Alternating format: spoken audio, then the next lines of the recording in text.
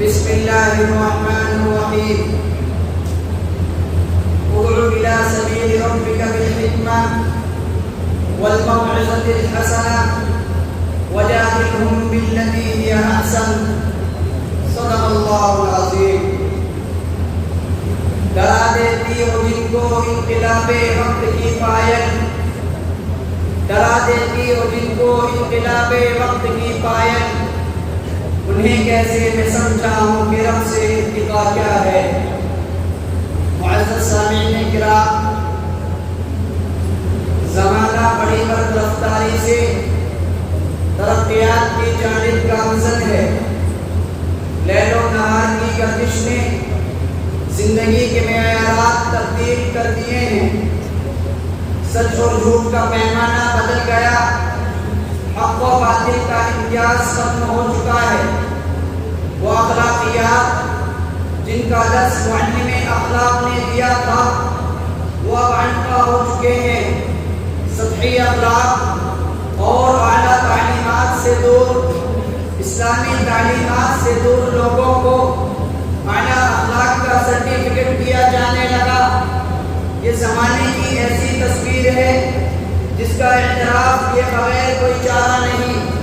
انحطاط ایسا کہ زندگی کے ہر شعبے سے روشنی ماند پڑ رہی ہے. ستم بالائے ستم یہ کہ مغربی تہذیب کی چکا چوند نے امت مسلمہ کے نوجوانوں کے ایمانی چراغ کو گل کر دیا ہے. ہماری ماں و بہنوں کی عفت و پاک دامنی کی چادر کو چھین کر انہیں غلاظت و نحوست کی غار میں دھکا دے دیا ہے. ہوس و خواہشات نفسانی کے دلدادہ شیاطین تمام حدود و قیود سے نبرد آزمائی کے لیے تیار ہیں.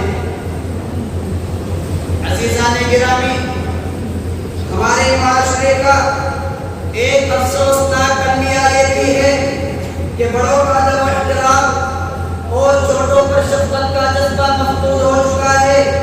الحاد اور بے دینی نے اپنے پاؤں ایسے پسارے کہ دیندار طبقہ بھی لادینیت پر مبنی افکار سے متاثر نظر آتا ہے. ایسی کون سی خرابی ہے جو مسلم معاشرے میں نہ درآئی ہو؟ آخر کہاں تک آہو کا کی جائے؟ کب تک خون کے آنسو بہائے جائیں؟ کب تک اپنی سبو حالی کا مصدق سنایا جائے؟ اور کب تک اپنی شکست و ناکامی کا ڈھول پیٹا جائے؟ یہ تمام احوال ایک نئی انقلاب کی دستک ہیں. ایک ایسا انقلاب جو قرآن و حدیث کے احکامات کی روشنی میں ہو. ایک ایسا انقلاب جو معاشرے کی تصویر کو بدل کر ایک نئے رخ سے واقف کرائے. ایک ایسا انقلاب جو ساری انسانیت کو الفت و محبت کا درس دے. ایک ایسا انقلاب جس کے ذریعے ظلم و بربریت کا خاتمہ کیا جا سکے، جو حیوانیت کی کمر کو توڑ کر انسانیت کا درس دے. ایک ایسا انقلاب جو صالح معاشرے کی تشکیل کا ضامن ہو. یہ ضمانت تبھی پوری ہو پائے گی جب امت انقلابی اقدام کے لیے میدان عمل میں آئے گی. حالات کرونا بہت ہو چکا، اس پر ماتم بہت کیا جا چکا.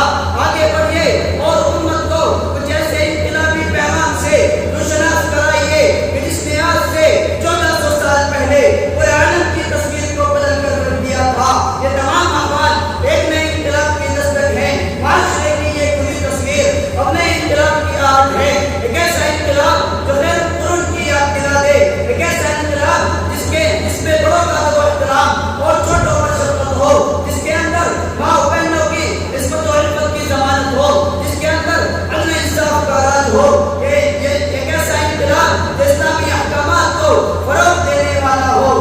قدرت کا یہ نظام ازل سے چلا آ رہا ہے کہ جب تاریخی حد سے زیادہ پھیلتی ہے تو پھر وہیں سے صبح کی روشنی پھوٹتی ہے. اسی کو شاعر جو کہتا ہے، اٹھو تو صبح کا غرفہ کھلا زنجیر شب ٹوٹی. اٹھو تو صبح کا غرفہ کھلا زنجیر شب ٹوٹی. وہ دیکھو وہ پھٹی اونچے کے لیے پہلی کرن ٹوٹی.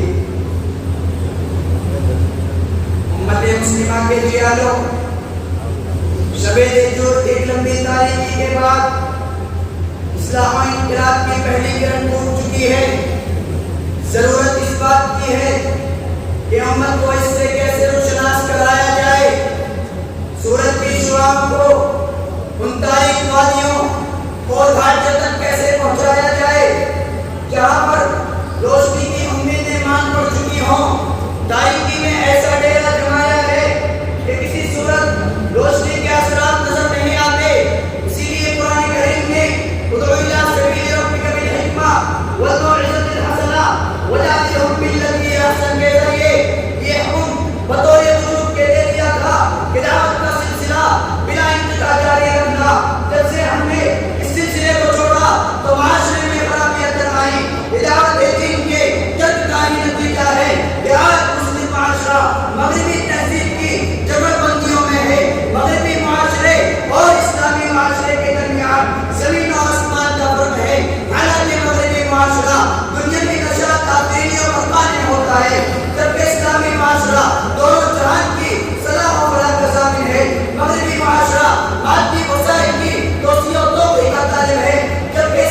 معاشرہ ان عند اللہ القانون کا بیانیہ پیش کرتا ہے.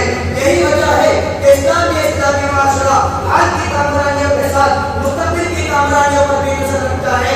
ایسی کامرانی جو عالم ہوا اور عالم برزخ میں استوار نہ دے, ایسی کامرانی جو روز محشر شرمندہ ہونے پر مجبور نہ کرے. یہ ایک مومن کا مطلوب و مقصود ہے. اسی لیے قرآن کہتا ہے وَالْآخِرَةُ خَيْرٌ وَأَبْقَىٰ, کہ آخرت کی زندگی بہتر بھی ہے اور باقی رہنے والی بھی ہے.